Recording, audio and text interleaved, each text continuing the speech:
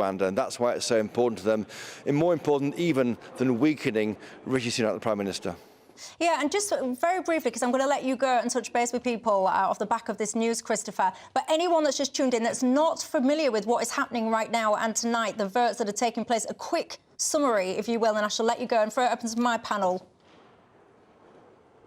Of course you must. Now, the Rwanda bill is the idea to deliver on Rishi Sunak's promise to get these flights taking off from the UK, deporting people arriving here legally by boat to Rwanda. Now, the bill passed with a comfortable government majority of around 40 or so before Christmas, but as many as 28, 29 Tory MPs abstained on the hope that it would be strengthened over Christmas.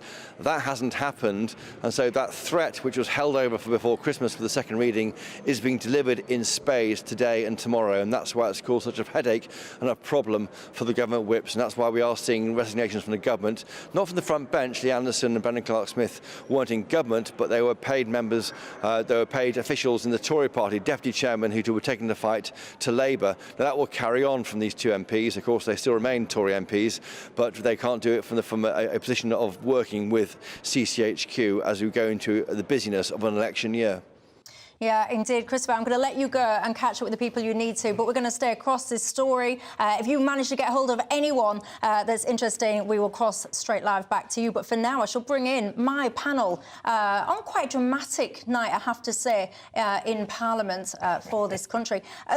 My first panellist, you probably just heard him laughing away. I always say, whatever's going on in our society, particularly in our politics, he always brings a smile. It's the parliamentary sketch writer for the Daily Mail, Quentin Letts, and the political commentator, Matthew Stadlen. Now, if you are just joining us... Oh, good evening. Good evening. I was about to get straight into all of the drama without even saying hello. Don't mind us, Dewberry. You go ahead and do what you have to. How very, very rude of me. If you are just joining, that big news there, Lee Anderson has resigned. Brendan Clark-Smith has resigned.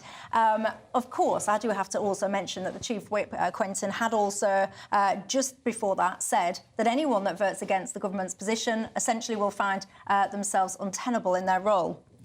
Yeah, that's not entirely surprising.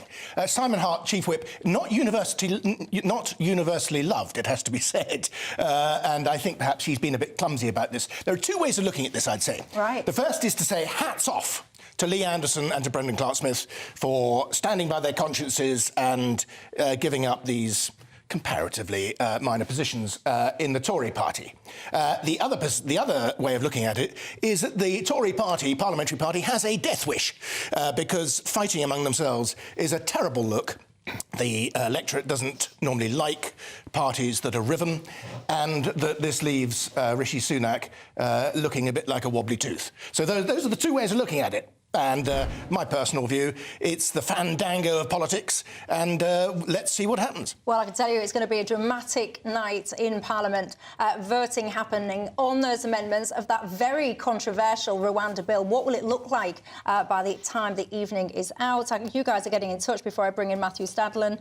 One of my viewers right now on Twitter says, respect to Lee Anderson and Brendan Clark-Smith for resigning from the discredited, collapsing Tory government. Hashtag Rishi must fail. Cool, blimey, not mincing your words there. Matthew Stadlen, where are you? What an evening this is to be live, Michelle. I mean, literally changing by the minute, the news. First that bit just before we came on air from the Chief Whip, then the news that Lee Anderson has resigned. Don't underestimate just what a story this is. Lee Anderson, I mean, maybe the deputy chair, he may not be in government, but it is a paid role. Most importantly, he is Sunak's equivalent to Blair's John Prescott. He's supposed to have the common touch. Without he's supposed the punches. Without the punches, although he's a big chap. I've been on his show a couple of times.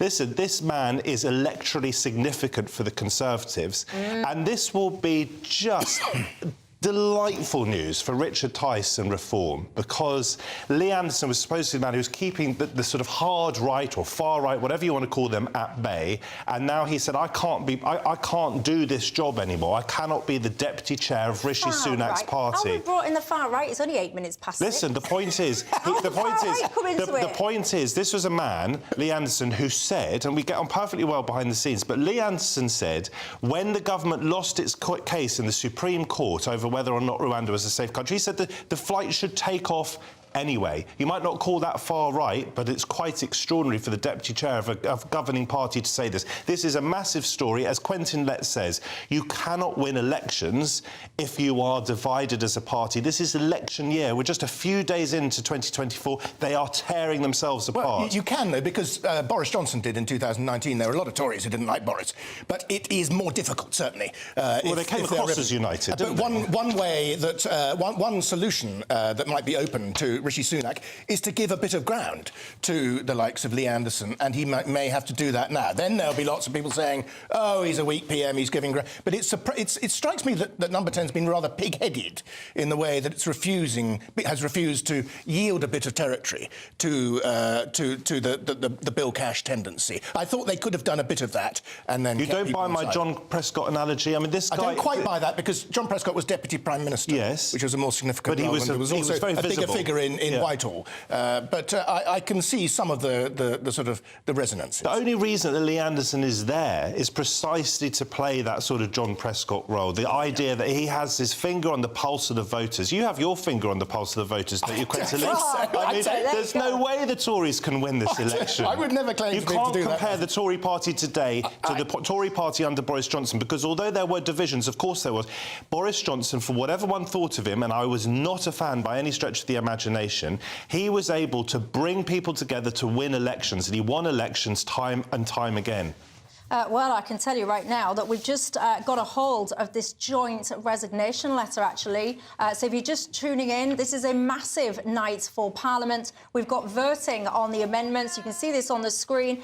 When we're getting these results through, I shall be sharing with you the outcome of these votes. We've got Christopher Hope, our deputy political editor, live in Westminster. We'll be crossing live to him as well. But for now, let's talk, shall we, about this resignation letter. Lee Anderson, Brendan Clark-Smith.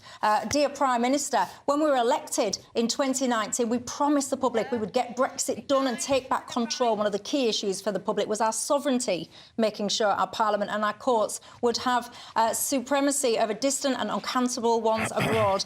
This Conservative government has taken unprecedented steps to make sure that this is the case. He talks a lot. I mean, this is a very long letter, everybody. We're not going to be doing the whole thing in detail, in line by line, but he talks about the huge impacts of migration, both legal and illegal, why it's been important to bring these kind of measures in. He talks about how the Albanian plan, that is actually working, and he says the Rwandan plan represents a clear deterrent, and it is noteworthy that other countries are now looking at following our lead. He talks about how welcoming our country is, how we can be very proud of our record of taking in refugees. He talks about the evil smuggling gangs with yet more tragic deaths in the Channel.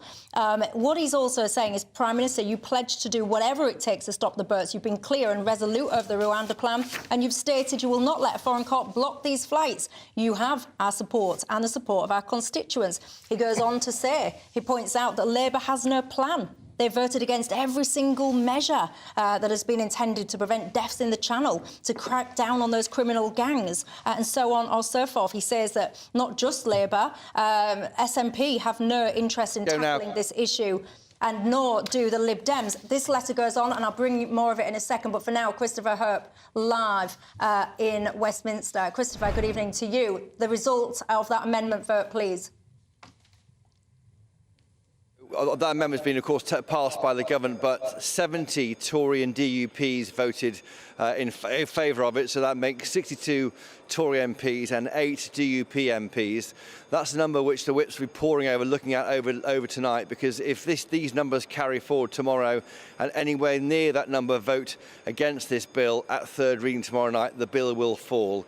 So it's a big number. It's a number which will worry the whips. They'll be poring over those numbers in detail to see who they can pick off overnight, but it might mean, if they can't deal with that number and try and bring that down and then make sure the MPs do not vote against it at third reading, we could see some kind of deal being done, some kind of written amendment to this Rwanda bill. So a significant figure, a significant number of Tory MPs with the DUP have voted against the Rwanda plan tonight in Parliament. Is, of course, big news. Quentin Letts, your reaction to that? My reaction to that is indeed a worrying number for the Conservative whips. And going back to this letter, it said, you have our support, Prime Minister, but then unwritten, but we're off. I love political resignation letters. The thing that doesn't quite come across here, perhaps, is the government's difficulty in this, is that you can only push a law so far with keeping that law legal. Odd thing to say, but laws have to be legal. Laws have to comply with international treaties, and this is the difficulty that the government has. And Rishi Sunak says, I've pushed it as far as I can. If it goes any further, then it'll get stopped in the courts. And I don't think that there is, from what we've absorbed of this letter so far, there doesn't quite seem to be an acceptance by Lee Anderson and Brendan Clark-Smith of that difficulty, and that is where the gulf lies between the two sides. Just to make this sort of bizarre situation almost comical, but it's serious stuff we're talking about, is Rwanda apparently, reportedly, are saying that they won't go ahead with this deal if Rishi Sunak breaks international law in order to force the policy through.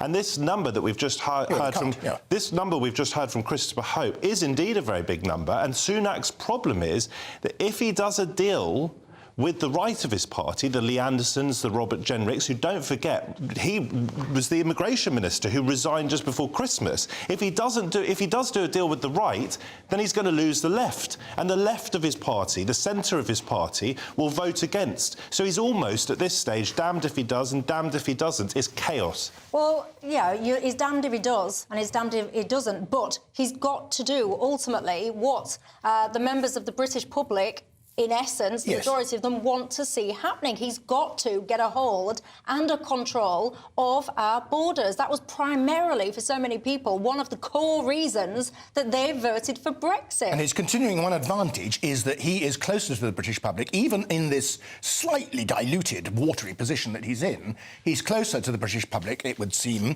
than opposition parties are. And it just surprises me that he hasn't been able to find a way of showing a bit more ankle to what Matthew calls the conservative far right, but the rest of us call public opinion, and have found a way of accommodating some of their disquiet over this. Well, I'm surprised that they haven't done that. Hang on, except I think the country is actually united. The left, people like me, sort of centre-left, and people on the hard right of the Conservative Party, we are united in thinking this Rwanda policy, certainly as it is, isn't going to work. I mean, it is the most awful policy brought forward by a British government that I can remember, certainly in recent years. I agree, actually. I mean, how preposterous. What is awful about saying, you've got to cast your mind back, everybody, ladies and gents at home, and also you, Matthew Stavlin. These people are apparently fleeing for their lives. They're apparently being tortured. They're apparently so unsafe, even in France, that they need to have sanctuary and all the rest of it. And now, what we're saying to those people is, you know what? We're going to help you. We're going to help you on your way. We're going to allow you. We're going to pay for your airfare. We are so generous. And we're going to send you to a safe country to seek the peace that you desire. I'll tell you why. What is wrong with that? So I'll tell you what's wrong with it. Go on. There are two things that are wrong with it. One is it's immoral and unethical to send people to outsource our issues to a foreign country, in a foreign country that the Supreme Court of our country says isn't safe. That's the first point. Well, loads of countries do that, not least, by the way, the UN also do this. That's whataboutery. I'm talking about our country. And the second thing is, the reason I say it unites the left and the hard right is it's not about the morality. This is about the practicality. People like Lee Anderson and Robert Jenrick don't think the bill, certainly as it stands, is going to work. And I say it's not going to work, whatever version of it they pass through. It just is incompetence at the heart of government. Is it? But I mean, I'm trying to take Matthew Sadler's seriously. He's saying it's incompetence at the heart of government. But literally, a few sentences before, he was talking about the far right of the Conservative Party. The word far right, that sentence, it gets so overused that I think it's become a bit of a farce now. Arguably, here, the difficulty is not long-term between various parts of the Conservative Party, which may be exterminated at the next general election. The difficulty here is between the wishes of the British public and the statutes agreed by governments over the years and the various international treaties that adhere to our body politic like barnacles on a boat. And that is the difficulty, is that all this legal apparatus which prevents democratic desires being fulfilled. And that, I think, is a much deeper rift than those we're seing played out. Matthew Stadler's just done a big, deep intake of breath. He's ready to respond to Quinton, but it's not just about us three, it's about you guys at home. This is a dramatic night in Parliament, everybody. The Rwanda bill, what on earth will it look like by the time the evening is out, ahead, of course, of this crucial third reading tomorrow? Rishi Sunak, I can tell you right now, he will be sweating right now. You guys are talking. He will be, am I wrong? He will be. You're absolutely right, Michelle. You're analysing his armpits very accurately. The Lynx Africa will be in close proximity, if I was to hazard a guess, with what might be going on with Rishi Sunak right now. Jeff, one of my viewers, says, you know, shouldn't Lee Anderson, it shouldn't be Lee Anderson resigning right now. It should be wishy-washy Rishi. Now, if you're just tuning in, that is because he's referring to Lee Anderson. The Deputy Party Chair has resigned, as had Brendan Clark-Smith. John says, forgive me for being cynical. Is Lee Anderson resigning because of the Rwanda bill? Or because he's joining the Reform Party? And this is a perfect opportunity to leave a cover, if you would like, perhaps, suggests John. Ray says, the government are just wasting their time and ours. They have, this is his words, no balls to do what's needed. They may just give up right now. What does that mean, though, Ray? When you say the Tories should just give up and do what? What do you want? Do you want another election, a general election, right now? By the way, the voting is continuing in Parliament. Christopher Herb, is he still with me? I shall cross live to him because I do believe there perhaps has been a little update. Christopher Herb, are you still with us? What's happening? 2 seconds. Hold your excitement, Christopher Herb. 1 sec, just so I can hear you better. Are we good to go, Christopher Herb?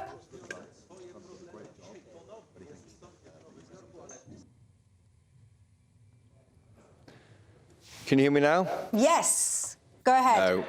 You can hear me now? Yes. Sorry, forgive me. We're working in a very old building with a difficult signal for our camera. So very briefly, MPs are voting shortly on this Rwanda plan with amendments made by Robert Jenrick, and we're waiting to see the result of that. We are expecting the number to be similar to those voting for the Bill Cash amendment, which looked to disapply elements of the Human Rights Act to people arriving here illegally. Now, we'll know the numbers shortly, but we don't expect the rebellion to be as big as it was for the Bill Cash amendment moments ago.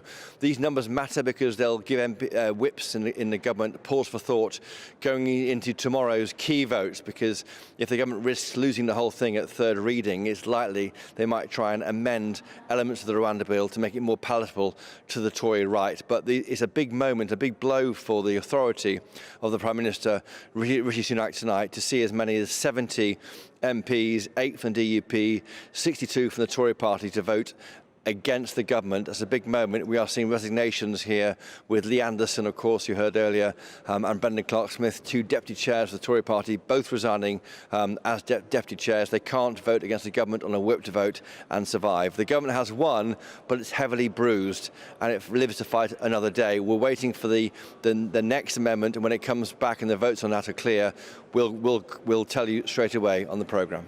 Just help my viewers, anyone that's tuning in, trying to get their head around what on earth's going on. What is the plan for the rest of the evening? How many votes are we expecting to see? I think another couple of votes. The one from Robert Jenrick is looking at strengthening up elements of the way that lawyers can challenge any flights taking off for Rwanda. When we get those results, we will get as soon as we can. These votes are really to test the level of upset on the Tory backbenches, and that's why they're so important. We're watching the numbers to try and make clear and understand what they might mean for the future of this entire plan. We heard, didn't we, from the PM, Rishi Sunak, yesterday when he spoke to GBNews in Leigh-on-Sea in Essex. He was saying he's willing to overrule Rule 39 orders from European judges, so-called pyjama orders, stopping flights taking off often in the middle of the night because of concerns about human rights violations. Well, he said he'd do it, but what the Tory right want to see, the rebels want to see, is that in writing, in a written down amendment. We haven't got there yet, but the scale of the revolt tonight might mean that tomorrow the government must act. Yeah, I could tell you as well, Christopher, we'll be crossing live back to you more in the programme, but Lee Anderson's resignation in particular tonight has not gone down well with our viewers. I can tell you now, many people are questioning his motive. So many people are saying, is this because essentially he is off to the Reform Party? Lots of you guys getting in touch right now. John says, I don't care if the Tories split in two, quite frankly. I want to be able to vote for a proper Conservative party, and Rishi and the One Nation lot are not proper Conservatives, says John. Many people, this is a view that's actually, reflected quite a lot in my inbox here, that Rishi should actually have sacked them all rather than letting them resign. There is too much backstabbing in the party. These guys need weeding out, says Mark. Sue says, I've got so much respect for both Lee and Brendan, both of them. They know what the majority of people want in this country. Surely, she says, please. She says, please, God, please, Lord. She's praying, is Sue. Surely the Tories are now finished. She's also continuing her prayers to say, please allow Lee and Brendan to join the Reform Party. It is time for change. If you are just joining us, the voting on the amendments happening as we speak. We've seen now the resignations of the two deputy party chairs, Lee Anderson, Brendan Clark-Smith as well. Were you in taking a breath to come in there, Quentin Lex? Well, I may be completely wrong here, and Lee Anderson may have very dirty thoughts and intentions about abandoning the Conservative Party, but it may be, and this is what often guides MPs, that he's listened to opinion in his constituency and has decided that that is where his electors want him to be. Now, I'm prepared to give a guy the benefit of the doubt. And just to put right an earlier suggestion that talked of Rishi and the One Nation lot, Rishi Sunak is not really on that side of the party. This is the great irony of this, is that Rishi Sunak was a strong Brexiteer, and he is trying, as Prime Minister, to keep his parliamentary party together. But to try and keep the Tory party together in Parliament is the devil's own task. It's like trying to carry water with a sieve. And therefore, we're seeing these difficulties. But I would just caution the viewers that Sunak himself is not one of life's hand-wringers. He's actually instinctively probably more close to Lee Anderson. Matthew. No, the reason this is such a massive story is not because a lot of members of the British public don't want to get a grip on asylum and illegal immigration. They undoubtedly do. That's partly why this is such a massive problem for Sunak. It's not because there are people like me who think we shouldn't be sending people to Rwanda when we're actually accepting asylum seekers from Rwanda. It's because on his flagship policy, he's struggling to drive it through his own party. Well, look, if you're watching, not listening, you will see some activity going on in Westminster there. Back to Christopher Herp. Christopher, good evening to you. What's happening now as they are voting on the Robert Jenrick amendments? Update us, if you will. That's right. MPs are voting right now on the ability to stop individuals blocking their own removal through suspensive claims, and to ensure they can't try and frustrate the work of the government in deporting illegally arrived migrants here. That's the concern. Is it's going to be a lawyer's charter, this bill, if it goes through, and we'll never see, or only see very few migrants taking off. Now, we've heard from the PM, Mr. Sunak. He's clear it will work. He thinks that he will overrule, and he said he will, in fact, in terms to us on GBNews, he will overrule European judges that seek to frustrate its work. But I think what Quentin Letts was saying there is right. I do think that what concern for the PM is going to be that some Tory MPs have chosen today to signal to reform the party to the right of the Tory party, with as many as 10% of voting in the polls, that they are willing, that they tried to make this bill harder and they failed. So they're saying almost it's better to be loyal to themselves, maybe, than their own party. They're trying to show to their own electors, with the election coming barely 10 months away, I expect, that they want to show to them that they tried to make this bill work and it was blocked by the government. That is MPs fighting for their futures, disregarding maybe the interests of their party. Interesting stuff there. Stay where you are, though, Christopher. We will be coming live back to you for some more. But for now, Quintin, you're right, he says. That's a very... He was quite shocked. Yeah. You're here for a world first. Let's might be right about something. I might not be. I just returned something that Matthew said earlier. He said this is a problem for Rishi Sunak. Undoubtedly it is. It's a very big problem. It may be a killer for him, but it is a problem. I return to this point. It is a problem for the wider British political class. Because the next general election, this is going to be a big hoo-ha, of course. But if, say, the Labour Party won it, they are then going to have to address this problem. And if they get completely out of kilter with public opinion, then they have the problem. It is a problem for the lawyers and for the civil servants and for the ministers of the day. Yeah, look, I think you're completely right, Quintin, that this problem isn't going to go away with a Conservative government. Labour, when they get in later this year, and Keir Starmer, when he becomes Prime Minister, as I strongly suspect he will have to deal with this problem, will have to confront public opinion. My view on Starmer is he does see that it matters, he does care about it, and he will try to get a grip on it. Whether that will work or not, that remains to be seen. But didn't Starmer say that they're going to basically repeal this Rwanda bill? Yes, Starmer's not in favour of the Rwanda bill, but let me repeat, this is a terrible bit of legislation. It keeps coming up with barrier after barrier after barrier, and the British public can see it. That's why this is a problem for the Tories and a problem for Sunak. Lee Anderson may save his own skin, but I can tell you, if the Tories get wiped out at this election, there are a lot of MPs who may be regretting what's happened tonight.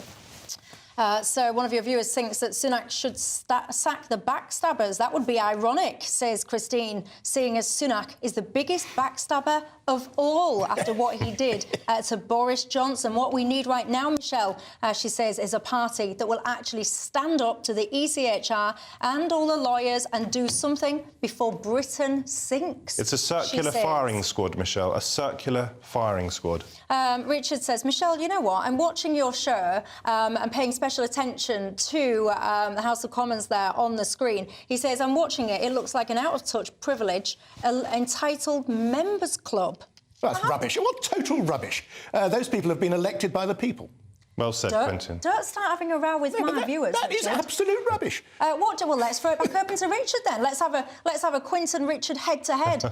Richard at home there. Quintin says, as you just said, you're talking absolute rubbish. They were voted in by us, he says. What do you make to that one? Coming back to then this resignation letter from Lee Anderson and Brendan Clark-Smith, they're basically saying we've already had two pieces of legislation that was thwarted by a system that does not work in favour of the British people. It's for this reason that we supported the amendments to the Rwanda bill. This is not because we're against the legislation, but because, like everyone else, we want it to work. It's not an easy task, and we appreciate the fine balance that must be struck. Our support for the party and this government remains as strong as ever, and that is why we're so passionate about making this legislation work. However, we fully appreciate that with such important roles, there must also be the issue of being bound by collective responsibility, and it is with this in mind that we fully appreciate that whilst our main wish is to strengthen the legislation, this means that in order to vote for amendments, we will therefore need to offer you our resignations from our roles. He also ends, or they also end, by saying we commend your work on illegal migration so far and your commitment to implementing the will of the British people. The last thing either of us wants to do is distract from this, and we both look forward to making the legislation work, to carrying out the will of the British people and to taking on Labour and winning the next general election. Richard Tice, leader of Reform, he must be rubbing his... I mean, I can visualise what's going on in political circles. You've got Rishi with his links Africa. You've got Richard Tice rubbing his hands with glee. Undoubtedly. He'll be enjoying this. But I think the tone of that letter's pretty good. But it's whether or not they can continue to disagree amicably that will decide how things go. Well, speaking of Richard Tice, back we go again. Christopher Hope in Westminster. I hear a little rumour that Richard Tice, he's spoken out about this already. Tell us more. Well, Michelle, you asked there, what does Richard Tice think of all this? Is he rubbing his hands? I've asked him myself. He tells GBNews tonight, I can confirm that Lee Anderson and Brendan Clark-Smith would both pass our strict vetting process. They've got his number, they can ring him, but no other chat or detail on any conversations. There is an opening, an invitation from the Reform Party for Lee Anderson and Brendan Clark-Smith to join tonight. What do you reckon? If you was in the mind of Lee Anderson right now, Christopher, do you think that he'd be sitting there rubbing his hands, going, stroking his chin? Let me think about that, or not? Well, we're hoping to hear from Lee Anderson at some point soon. I mean, we don't know what he thinks of this yet. Of course, he used to be a Labour Party councillor. The first time he became a Tory MP, that was the first time he voted Conservative for himself in 2019. Would he make that jump to reform to save his seat, to save his political career, as he might see it? I'm not sure. There has been some quite tough words between those two individuals recently. They've clashed quite a lot. That's Richard Tice, leader of Reform, and of course Lee Anderson. But it just shows, I think, that the Reform is on the edge of this, watching these Tory MPs vote against their own government to tighten immigration rules. Now, if this doesn't go any further, and if Rwanda bill is not tightened, where does that leave the MPs who voted against their own government? This will be weaponised by the Labour Party to a degree, although they haven't got an answer, and in fact would repeal the Reform Act, the Rwanda Act. But more alarmingly and worryingly is the fact they tried to stop this or change this bill and it didn't work will be weaponised by the Reform Party and could eat into their support. So you have an offer tonight from Richard Tice, leader of Reform, to these two senior Tory MPs, join us. Well, we're going to debate that in just a second. But before I let you go, any new viewers, just very quickly bring them up to speed on the amendment voting that has happened this evening, please, Christopher. That's right. So MPs right now are voting on one of Robert Jenrick's amendments, the former immigration minister, against dozens of Tory MPs supporting it. This is to try and stop lawyers fighting individual cases to slow down deportation flights when they're meant to start in May. We'll get those numbers to you as soon as we can. The numbers of Tory MPs supporting the amendments, trying to harden the government measure. We do expect the government to win, but it's the scale of the rebellion which will worry whips overnight. Indeed. Christopher Hope, thank you very much for that. Let me throw that open to you guys at home then. What do you make to this? Richard Tice, the leader of Reform, reaching out. Lee Anderson, come on, in you come, into the big bosom of Reform. Do you think he should go inward? What, should Anderson go and join Reform? Yes. No, I don't think he should. Why not? Because I don't think Reform is as interesting or significant a party as the Conservatives. I love the thing, though, that Ty said about our strict vetting processes. I'm not sure how strict they are, but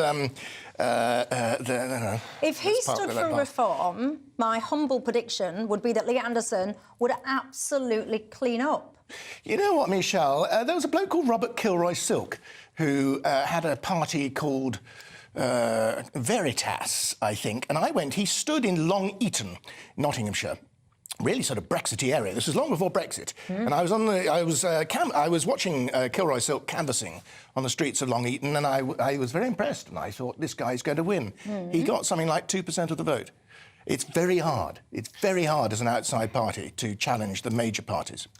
Whether or not Lee Anderson joins Reform, and I suspect he won't, this is bad news for Sunak and bad news for the Tory party, and you can't get away from that. And why is it bad news? What's bad news? The resignation? The resignation, because it's such bad optics. I was looking at a video on Twitter, X, only today. I don't know when it was recorded. It was Sunak and Anderson, sort of little and large, very sort of different personalities, different sort of constituencies of our population. They were cozying up to each other, sort of laughing and joking. It didn't look very sincere, but the hope for Sunak was that by having Anderson on board, he could appeal to voters who do care about asylum, who do care about illegal immigration, in a way that he himself couldn't reach them. And so for Anderson to have to resign his position, it sends out a message to a lot of people who might otherwise vote Conservative: we can't do this anymore. I disagree with these people, by the way, because I don't share their politics. That's irrelevant. The fact is, a lot of people, I think an increasing number of people, will think, look, we're done with the Tory party. Like Richard Tice wants, we're going to punish the Conservatives. Yes, we'll probably get a Labour government as a consequence,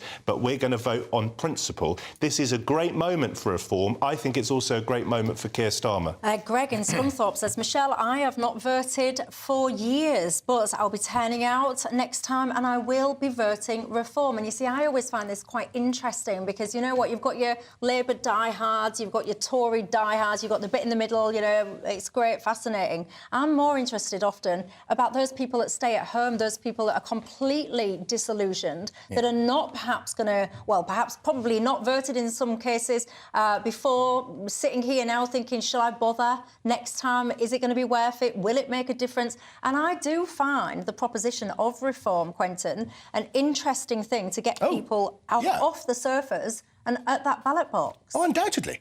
No, I wouldn't disagree with it at all. That's very interesting.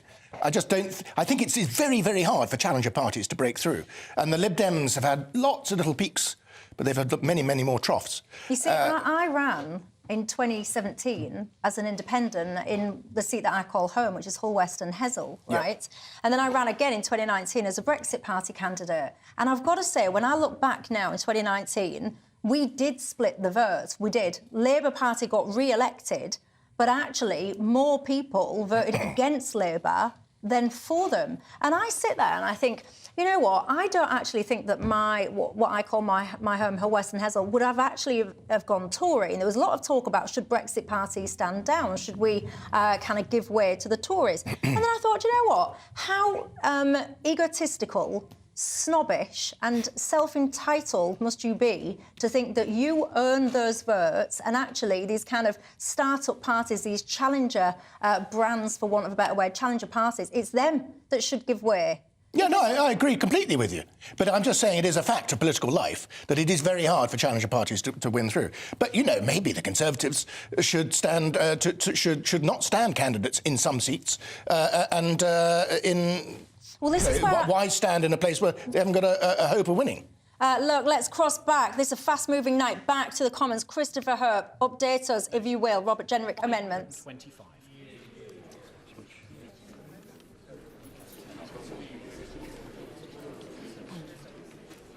The ayes to the right, 58. The noes to the left, 525. So the noes have it, the noes have it. Unlock. The question is that Clause 4 stand part of the bill. As many as are of that opinion say aye. Aye. The contrary, no. Division, clear the lobby.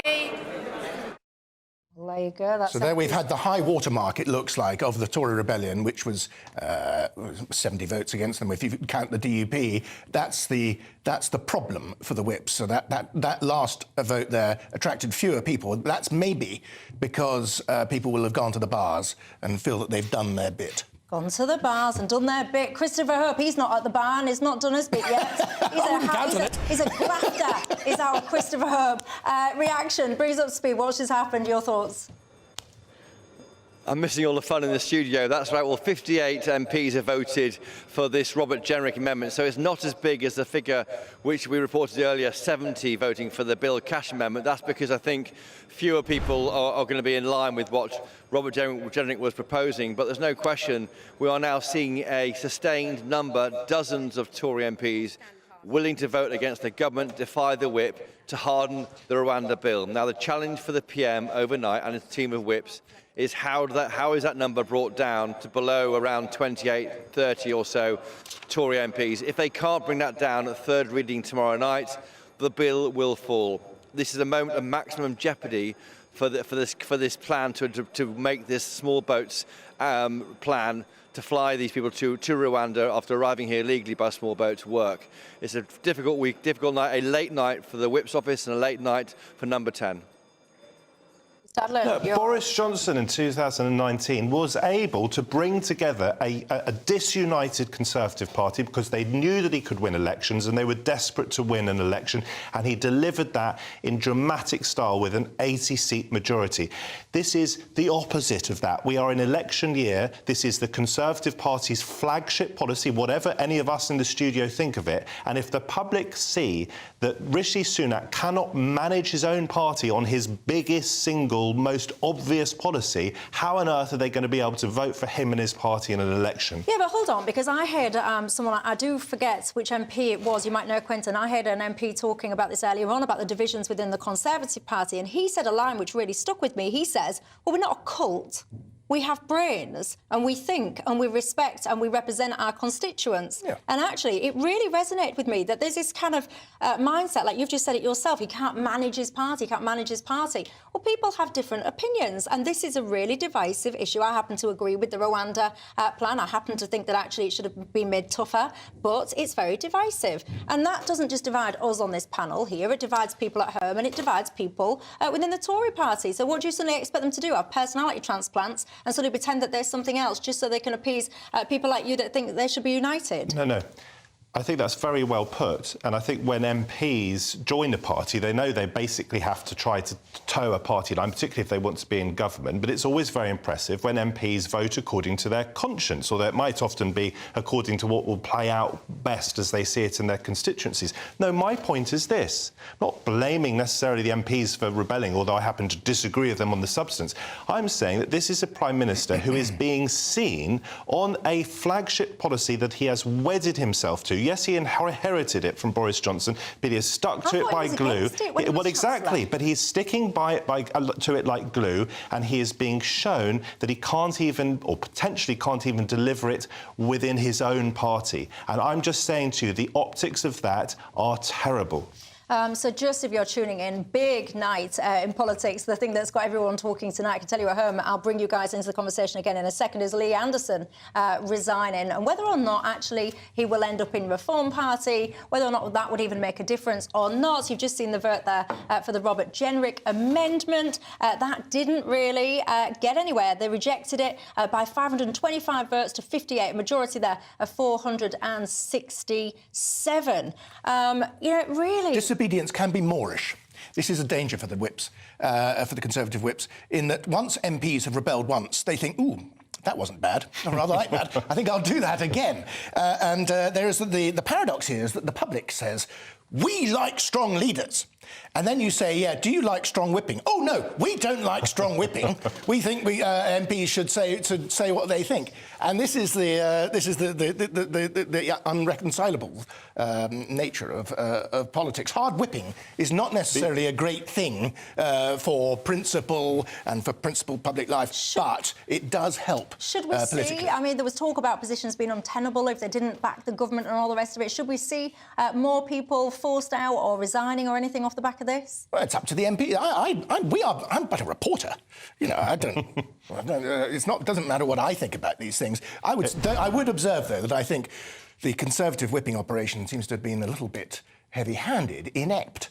Might be the term. Quentin talks about it being Moorish for MPs. Well, if, like Lee Anderson, you've just given up a paid post, then the temptation for him and one or two others might be to become a sort of totem of that wing of the party. So we watch this space. I mean, the future of the Conservative Party, and therefore, to an extent, the future of the country, is being played out in the studios of GBNews, because you've got Richard Tice presenting a show, you've got Lee Anderson presenting a show, two of the key players. Yeah, but I just say, I'm not sure that the public is entirely stupid when it watches politics. And I think people can be galvanised by disagreements within parties. Labour's got a problem. No, but Labour's got a problem, disagreements at the moment about the Israel policy. I think it's been quite interesting to see that playing out and trying to work out where the party's going to be on it. But Israel is not the flagship policy of the Labour Party. And I'm not saying that Labour doesn't have divisions, it does. And Starmer, I think, has got a pretty iron grip on his candidates for the next election, maybe not a total iron grip on his parliamentary party as it is now, and there's hangover from the Corbyn years, but he's distanced himself very strongly from Corbyn. The point about this, and I keep coming back to it, this was a policy that Rishi Sunak made a flagship policy. He said at the beginning of last year he was going to end the boats. Did he end the boats? No, they were down by a third. He looks like it's a possibility he will lose a vote tomorrow, a significant vote, and then his whole credibility is on the line again. Do you think he'll lose this this vote tomorrow? Because, I mean, it's all well and good. It's one thing, isn't it? Voting with integrity, saying, do you know what? I don't think this is going to kind of pass the mark. I think people are going to have too many opportunities to appeal. We need it to be more watertight. That's one thing, voting with your integrity.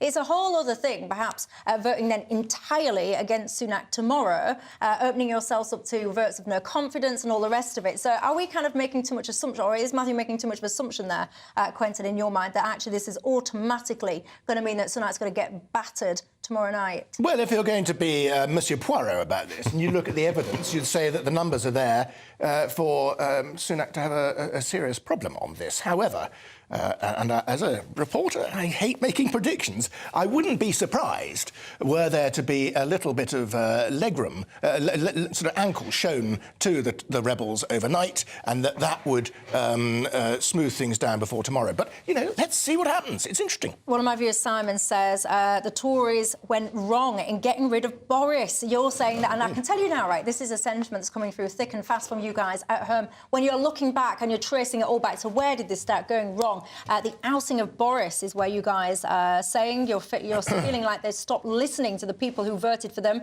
and then instead decided, you know what, we know better than you. One of my viewers, Richard, said that when he was watching the House of Commons on the screen earlier on, he felt he was watching like an elitist private members club. You said he was talking absolute nonsense. Well, he was talking rubbish. Well, I let Richard come back and said what he thinks. Richard has come back at you, Quentin, and he said, you know what, I would never dismiss people's opinions as rubbish because I have more class. He said, seeing your reaction, he asked, did I touch a nerve, Quentin?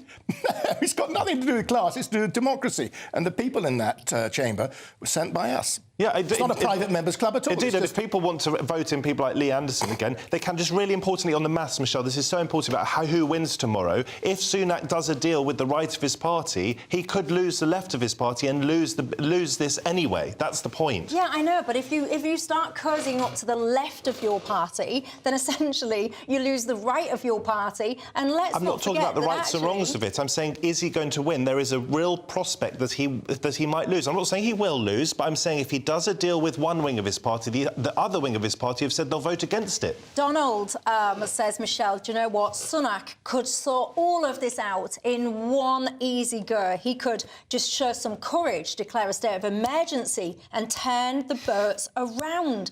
Yes, but Donald, right, look at what we're talking about here. We're talking about the argy-bargy of trying to get this Rwanda plan over the line. We can't even seem to achieve that at the moment because you've got such divisions within the Tories. How do you think, let me ask you this genuine question, how do you think then that you'd get that policy through to do turnbacks within the Channel? I can't see that happening. Could you, Quentin? No, I think the rule of law is important.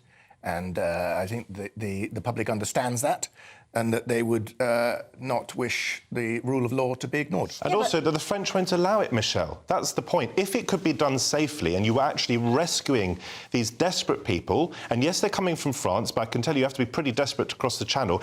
If it could be done legally, of course Sunak's government wouldn't have attempted it, but the French won't allow it.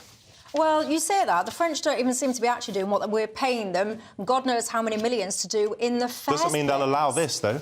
Well, you know what? What do you make to this at home? Because I do happen to sit here now. We're all pontificating about what can you do and this reform plan and all the rest of it. But ultimately, if you keep allowing people to reach these shores, and actually they don't even really reach the shores, do they? They get picked up and, in the middle and brought over here half the time. But anyway, if you allow them then to enter the shores in this way and to seek asylum in this way, then you're always going to have this problem, surely. The way is to stop them entering that water in the first place, either by turning back and pushing back those boats, or by setting up some kind of asylum system over there in France where these claims are processed there. Correct. Before they even step foot in France. That's an option that I don't really feel has been explored, Quentin. I think it has, actually, Michelle.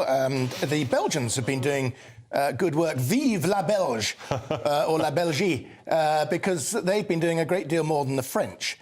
And a lot of this is down, I fear, to French resentment of Britain and to a certain disinclination by Mr Macron and Starmer, don't you help think, the government here. Quentin, don't you think, therefore, whether you agree with Starmer or not, that he might stand a better chance of getting on with the French precisely because, unlike Sunak, he wasn't a Brexiteer? There may be some more freedom of movement for him personally in his negotiations with his European partners. I don't think personalities come into this. I think some of my viewers will be more. shouting at their screens saying, well, you know what, Michelle, you could try and concentrate the minds of the French, couldn't you, when it comes to pulling levers around fishing licences as an example. I'm very keen to bring you guys into this conversation at home. Harry says, Quinton, I need to burst your bubble because after Christopher Herbst saying you're speaking sense... I'm back on the naughty step. Yeah, it's not Barry, actually, it's Harry. Harry. On Twitter. Everyone keeps saying, stop calling it Twitter, Michelle, it's called X. I know, but it doesn't really sound the same, does it? Anyway, Harry says, Quinton Letts does not speak for the public. We want rid of the ECHR.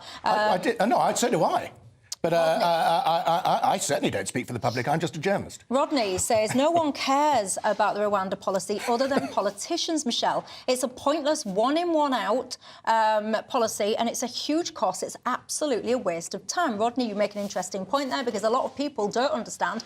I don't think it's actually as clear-cut as a one-in, one-out, but there's certainly an agreement there that we would have to take some vulnerable people in from Rwanda as well. And that is often, as you quite point out, something that is overlooked. William on Twitter said, what a soap opera our politicians are offering us. If a politician resigns, does he or she still draw the salary paid by the taxpayer? Well, of course, they're still an MP. They're just resigning from one of their roles. Rachel on X, it just doesn't feel the same saying X. Rachel says, politicians, as you said, are not a cult. They're not all indoctrinated. It takes courage and strength to stand your ground and do whatever the country and the people want. It's Labour that are playing by the cult rules. There's hardly a brain between them. That's Rachel. Bob, hang on one second, because I'm really keen to bring people... my inbox is on fire. You guys are getting into this conversation tonight. Bob at home says, Michelle, one of your viewers talking about where did it all go wrong for Boris. You're saying, well, it went wrong because of his own actions. He lied about everything that he said. He even lied when he was looked in the face and asked whether or not he'd lied. I loved Boris, but let's face it, he did this to himself. So many people. Malcolm says Boris achieved absolutely nothing. All he stood for was net zero. John says bring Boris Johnson back now. It's the only way the Tories will last or stand a chance. The public did not vote for Sunak.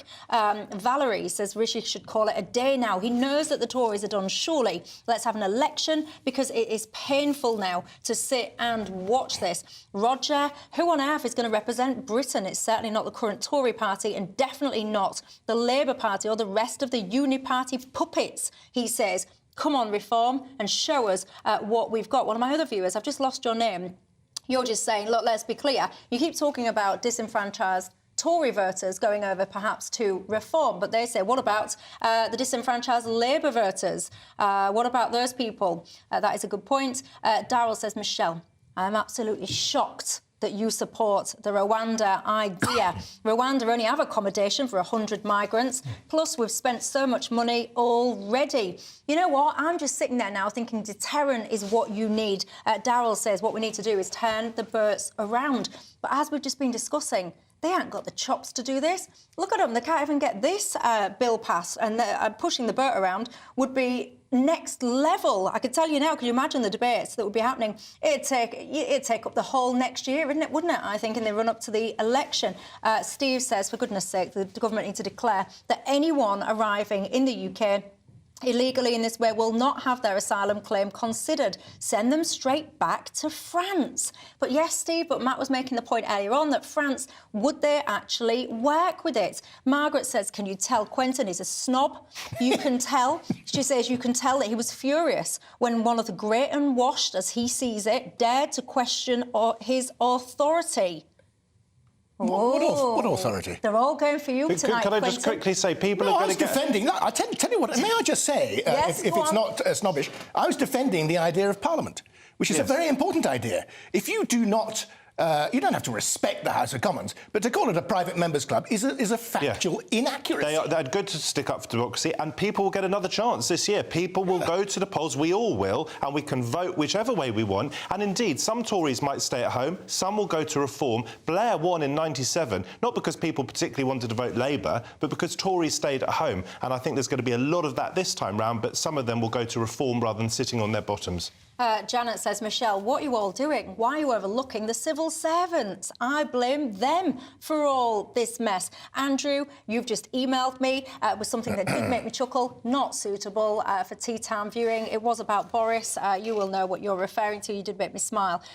Stephen says, Michelle, so simple. Again, you're overcomplicating everything. 4 letters, ECHR, leave it.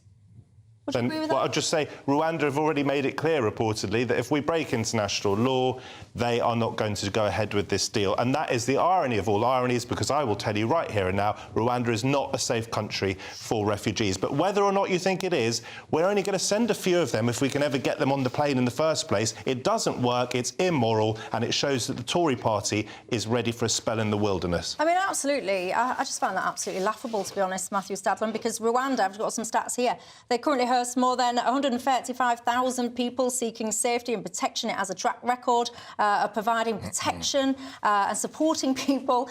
The UN Refugee Agency has its own scheme in Rwanda, and so on and so forth. The UN themselves. This is why that Supreme Court judgment was so smelly. The Supreme Court took completely the view of the United Nations without actually acknowledging that the UN itself uses Rwanda. Hang on, it's one thing for the UN maybe to send people from Libya. I'd rather be in Rwanda than Libya, but I wouldn't rather be in Rwanda than here in London. And how many asylum seekers were killed by security services in Rwanda in 2018? How much of the vote did the current president Kagame get at the last election? 99%. You've been talking about democracy, Quentin. Would you like to live in a country where the president gets 99% of the vote? The Supreme Court was not making a relative judgment. It was saying that Rwanda is not a safe country. But it's not. It's not safe. Well, it is, because they're sending refugees there. So they must consider it safe. One of my viewers says, you know what, you're all arguing over absolute ridiculousness. Rwanda is irrelevant. Will it ever actually get off at all? Do you ever think there'll be a day when a plane does take off and actually stays up in there? Because people that are on these planes, I've noticed this recently, they can't help themselves. They get stuck in. They're do-gooders, aren't they? They see someone being deported. They get themselves involved. They get that kid, the man, turfed off the plane, and who would believe it? It turns out that the guy is being deported because he's an absolute wrong-un that's committed God only knows what crimes, and that's why he's going. Sometimes, ladies and gents, try not sticking your nose in when you don't know all of the details. Anyway, look, long story short, if you are just joining us tonight, the Tory Rwanda rebels, they have been defeated. Rishi Sunak, of course, will be sweating because we've seen huge rebellions. The Fed reading tomorrow night, of course, being the crucial one. Lee Anderson resigned, as has, of course, Brendan Clark-Smith. Up has popped Richard Tice, offering Lee Anderson a job. It's all going on. We will continue this conversation after the break with Farage. But for now, chaps, thank you. Thank you at home.